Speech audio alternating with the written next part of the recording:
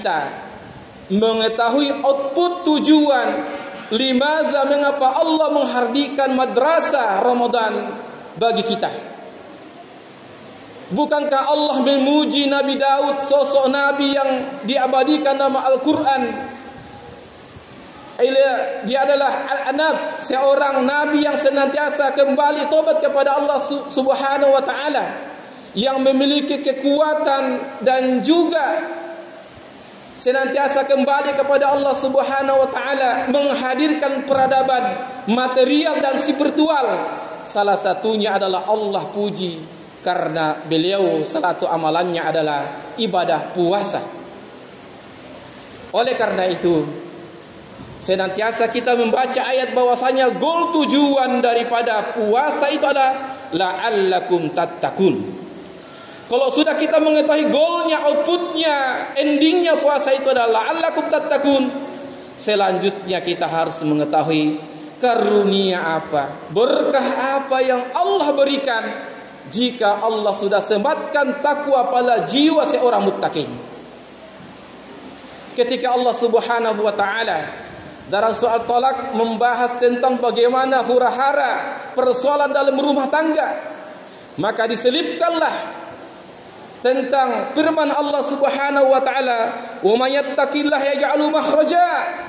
Barang siapa yang bertakwa kepada Allah Subhanahu wa ta'ala, senantiasa Allah hadirkan jalan keluar, solusi daripada persoalan kesempitan permasalahan yang dihadapi umat manusia itu sendiri.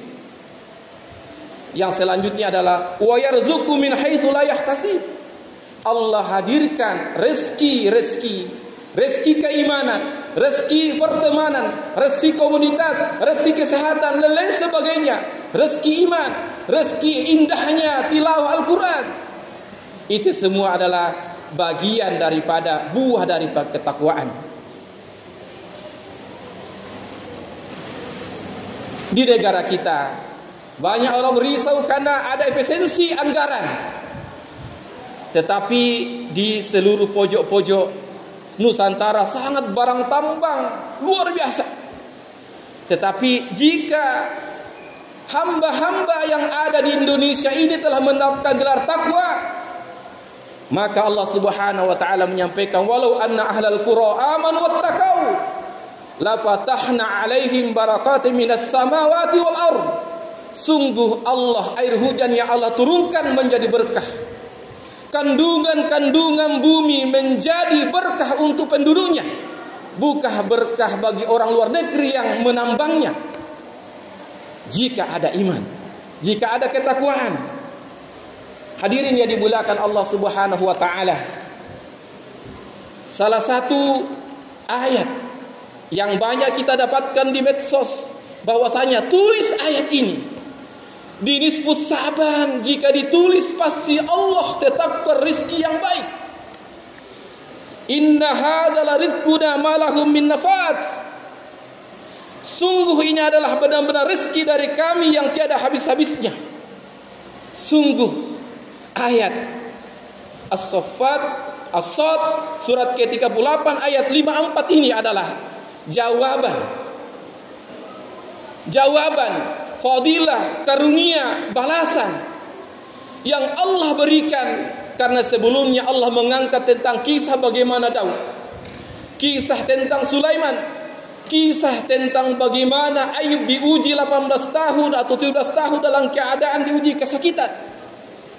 Allah berikan rahmat akan kesabarannya dan nabi-nabi yang lainnya. Maka Allah menyampaikan hadza dzikr, ini adalah zikir, ini adalah pelajaran bagi kalian. Wa inna lil muttaqina lahusnul ma'ab. Sungguh ending kesudahan bagi orang-orang yang bertakwa adalah tempat kembali yang baik. Dijelaskan di ayat yang selanjutnya apa tempat kembali itu adalah surga Jannatun Naim yang pintu-pintunya terbuka. Mereka di dalamnya apapun yang diinginkan Allah terbetik dalam hatinya. Bidadari-bidadari telah menghadirkannya, lain sebagainya. Maka ditutup ayat tentang bagaimana balasan orang muttaqin Inna hadza la dzikruna ma lahu min nafad. Ini adalah rizki yang tak habis-habisnya, nyambung terus, habis, ada lagi, terbetik dalam hati, hadir lagi. Ia adalah kekal abadan-abadan. Dan semoga itu menjadi motivasi kita untuk menjadikan Ramadan kali ini Ramadan terbaik, agar geral muttaqin ada pada diri kita. Hadirin sidang jamaah Jumat yang dimuliakan Allah Subhanahu wa taala. Oleh karena itu, apa yang kita lakukan sebelumnya dan beberapa hari sebelum menjelang puasa ini, yang pertama adalah sungguh para tabi'in, sahabat dan tabi'in, 6 bulan sebelum puasa mereka sudah berdoa. Dan setelah puasa Syawal mereka juga berdoa agar apa yang dilakukan di Ramadan dikabulkan Allah Subhanahu wa taala. Kanu yad'una Allah taala 6 ashar, 6 bulan sebelum Ramadan mereka sudah berdoa agar umurnya disampaikan kepada Ramadan. Karena bagi kita adalah yang suatu gaib, adalah yang tidak pasti bagi kita adalah umur kita. Oleh karena itu kita senantiasa berdoa bermunajat kepada Allah Subhanahu wa taala. Allahumma barik lana fi Rajab wa Sya'ban wa ballighna Ramadan.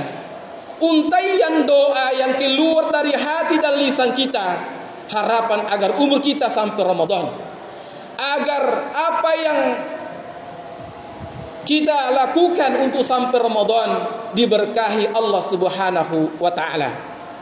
Dan selanjutnya bahwasanya kita senantiasa berdoa, Allahumma sallimni ila Ramadan. Ya Allah, antarkanlah aku hingga sampai Ramadan. Mengapa ini kita munajatkan? Karena umur hanya Allah lah yang mengetahui.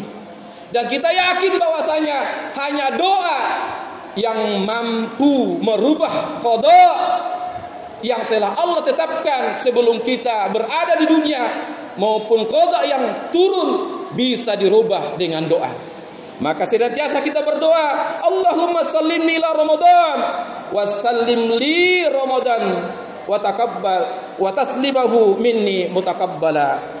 Dan antarkanlah Ramadan kepadaku dan terimalah amal-amalku di Ramadan. Hadirin sidang jamaah Jumat yang dimuliakan Allah Subhanahu wa taala. Oleh karena itu Rasulullah juga membimbing kita pas melewati Sya'ban, memasuki 1 Ramadan, juga namanya doa adalah permohonan dari orang hamba yang zat yang segala-galanya, maha segala-galanya. Maka kita menyampaikan Allahu Akbar, Allahumma ahrinna alaina bil amni wal iman. Allahu Akbar, ya Allah, jadikanlah hilal itu bagi kami dengan membawa keamanan dan keimanan, wassalamah dan keselamatan, wal Islam dan keislaman, wat taufiqi dan bimbingan, lima tuhibbu wa tarda, rabbana wa rabbukallah, dan bimbinglah kami menuju cinta dan ridhamu.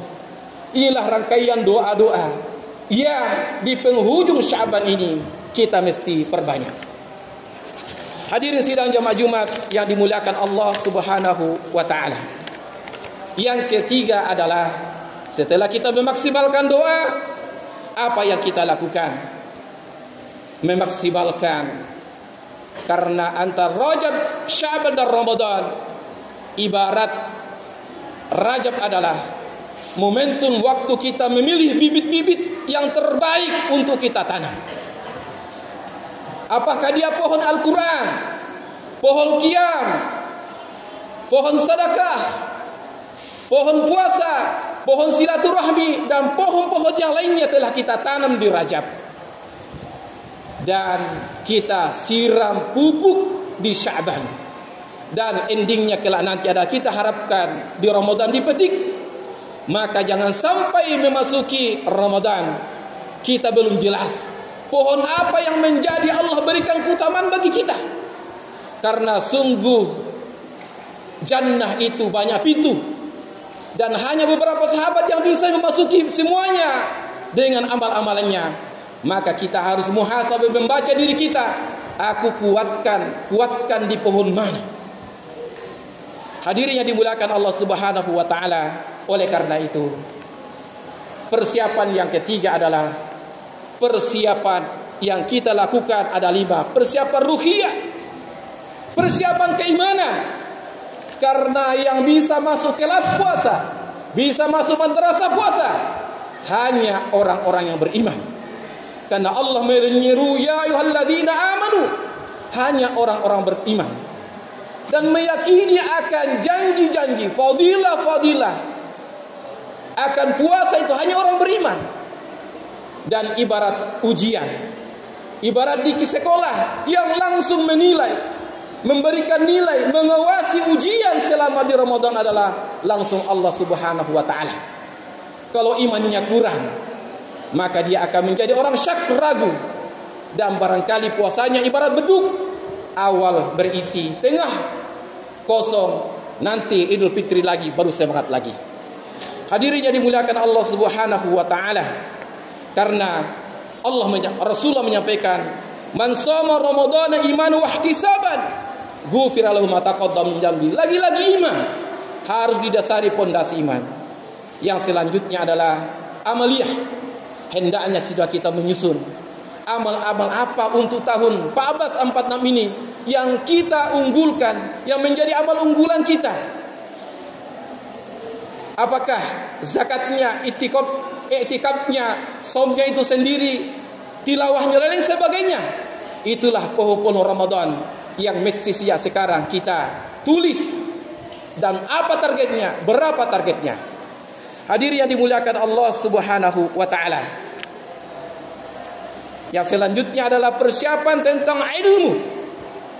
Dalam buku Targhib wa Tarhib ada 73 hadis tentang Ramadan.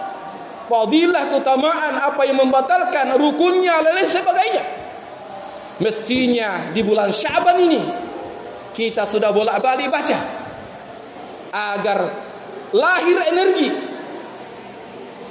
energi kerinduan untuk Allah menyampaikan umur kita kepada Ramadan. Kalau kita tidak memiliki ilmunya, beda dengan orang memiliki ilmu, beda motivasinya, pasti dia wasariu. Tapi orang yang tidak memiliki ilmu akan Ramadan, akan puasa, pamsyu, mungkin dia berjalan saja karena mengikuti orang rata-rata. Hadirin yang dimuliakan Allah Subhanahu wa taala. Ada persiapan maliyah, harta kita untuk bersedekah, berinfak, berbuka dan sebagainya. Dan ada persiapan jasmania kita. Maka kita berdoa, Allahumma afini fi badani, Allahumma afini sam'i. Kita berdoa, Allah sihatkan badan kita.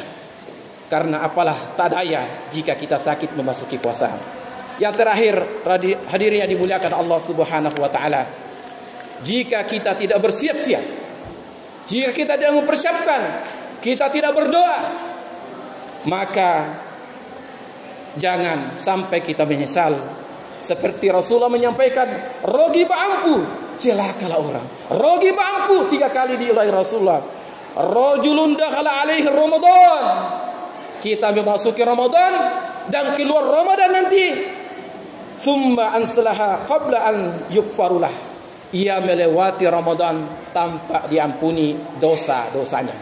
Semoga Allah Subhanahu wa taala memberikan rahmat dan hidayah maunah, sehingga di 13 hari sebelum Ramadan Allah mampukan kita untuk mempersiapkan bekal-bekal. Barakallahu li wa lakum fil Qur'anil Karim wa nafa'ni wa iyyakum bima fihi min ayati wa zikril hakim wa taqabbalallahu minna wa minkum tilawatan innahu was-sami'ul